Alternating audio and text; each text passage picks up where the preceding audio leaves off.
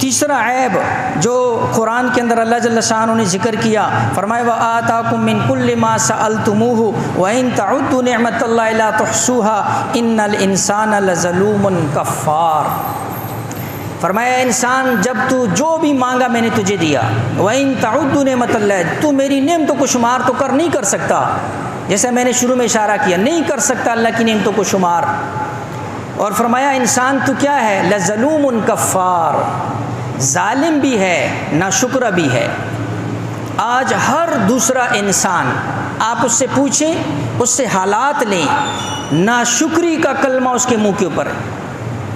ہر دوسرے بندے کی زبان پر ناشکری کا کلمہ، کوئی اپنی بیماری کو رو رہا، کوئی اولاد کو رو رہا، کوئی کاروبار کو رو رہا، کوئی صحت کو رو رہا، کوئی گھر کے حالات کو رو رہا، کوئی جو ہے اولاد کی نافرمانی کو رو رہا، کوئی میاں جو ہے بیوی کے جو ہے آپس کے جو ہے وہ قطع تعلقی کو رو رہا۔ ہر بندے کے اندر ناشکری کے الفاظ، حالانکہ ہونا یہ چاہیے کہ جب کوئی پریشانی تکلیف آئے تو اللہ جل شانہ کی طرف شکر کے کلمات۔ محمد ابن یونس رحمہ اللہ، اللہ کے ولی، فرمایا ہاتھ کے اوپر پھوڑا نکلا، خون رس رہا، پیپ رس رہی۔ ایک نوجوان آیا، کہا جی آپ تو بڑی تکلیف کے اندر ہیں، آپ تو بڑی پریشانی کے اندر ہیں، آپ کے اوپر اتنی تکلیف ہے۔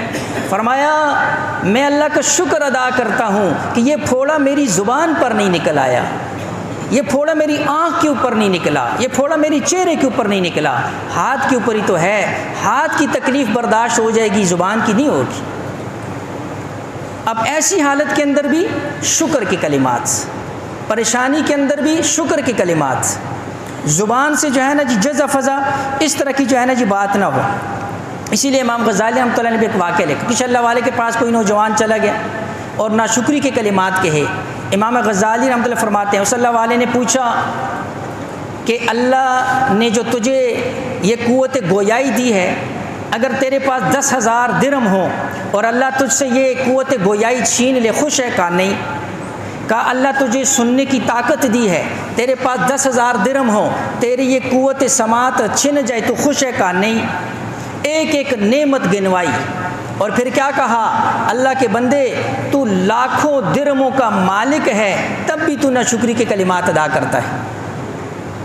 آج انسان کو جو نعمتیں میسر ہیں ان کی طرف نظر نہیں جاتی ہے، اور جو نہیں ہیں اس کی طرف دیکھتا ہے تو جو ہیں اس کی بھی قدر نہیں آتی۔ جو نعمت اللہ نے دی ہوئی ہے اس کی بھی ناقدری کر رہا ہے، اور اس کی وجہ یہ ہے، اس لیے فرمایا دنیاوی معاملات کے اندر اپنے سے نیچے کی اوپر نظر رکھا کرو۔ دنیاوی معاملات کے اندر اپنے سے اوپر والے کو دیکھو گے تو یہ چیز جو ہے تمہیں کس کے اندر، نافرمانی کے اندر بھی ڈالے گی اور حرام کے اندر بھی ڈالے گی۔ یہ بھی یہی سوچے گا کہ میں بھی اس کی طرح بننا چاہتا ہوں۔ اس لیے کبھی بھی اپنی اولاد کو یا خود کسی ایسی چیز کے اندر یا ایسے بندے کی نظر اس کی طرف نہ اٹھے کہ جس کی وجہ سے جو ہے آپ حرام کے اندر پڑ جائیں۔ تو میں عرض کر رہا ہوں کہ اللہ جل شانہ فرماتے ہیں کہ انسان بڑا کیا ہے، ناشکرہ ہے اور ظالم بھی ہے۔ لظلوم، ظالم کہا، بڑا ظالم ہے، حقوق اللہ کے اندر بھی کمی کرتا ہے، حقوق العباد کے اندر بھی کمی کرتا ہے، معاملات کے اندر بھی کمی کرتا ہے۔ انسان اس اعتبار سے جو ہے کیا ہے کہ علماء نے عجیب بات لکھی ہے، فرمایا شریف وہ ہے جس کو موقع نہیں ملا۔ جس کو موقع ملے، کوئی بندہ موقع ہاتھ سے جانے نہیں دیتا، ریڑھی والے سے لے کر تخت کے اوپر بیٹھا ہوا بھی کوئی